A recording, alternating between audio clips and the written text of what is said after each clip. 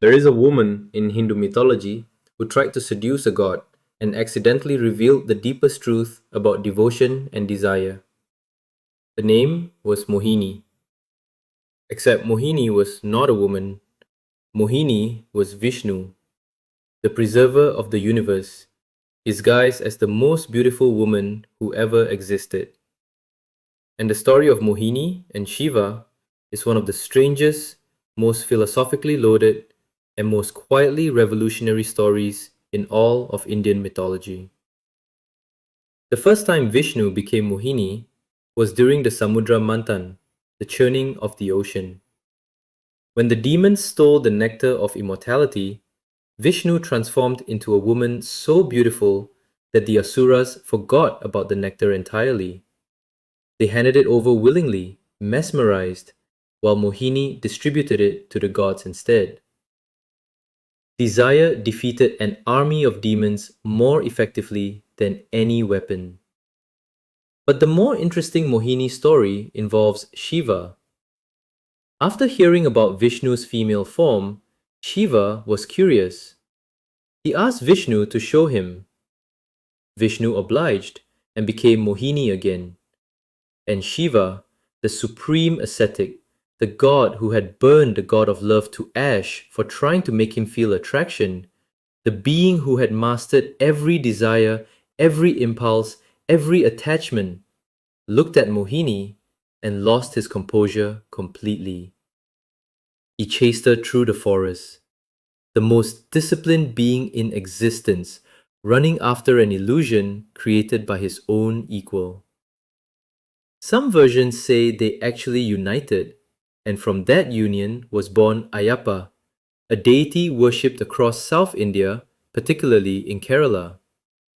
The Shabarimala temple, one of the most visited pilgrimage sites in India, is dedicated to Ayappa.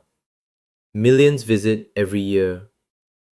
The birth story of their deity involves Vishnu in female form and Shiva forgetting himself in desire. This story does several extraordinary things at once. First, it shows that even the highest gods are not immune to Maya, illusion. If Shiva, the destroyer of delusion, can be deluded, then what chance do ordinary mortals have? The story is not mocking Shiva.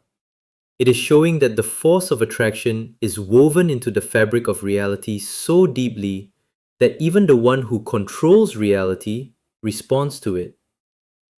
Second, the story of Mohini casually presents divine gender fluidity in a way that Western mythology rarely approaches.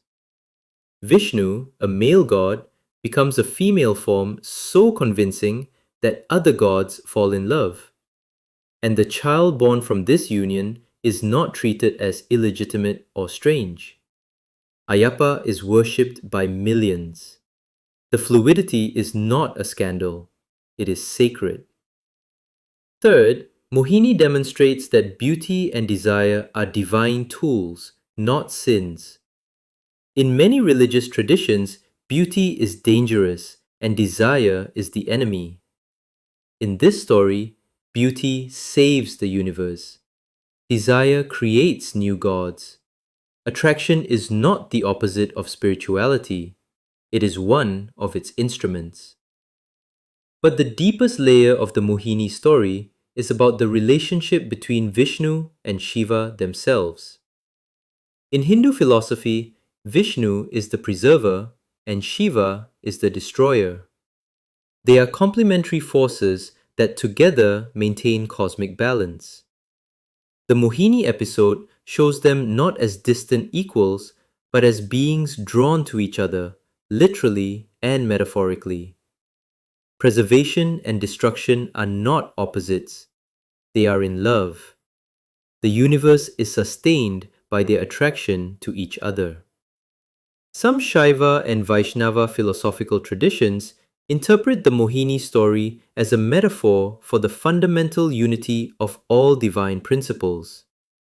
Shiva is consciousness, Vishnu is energy. When consciousness is attracted to energy, creation happens. The universe is born from divine desire.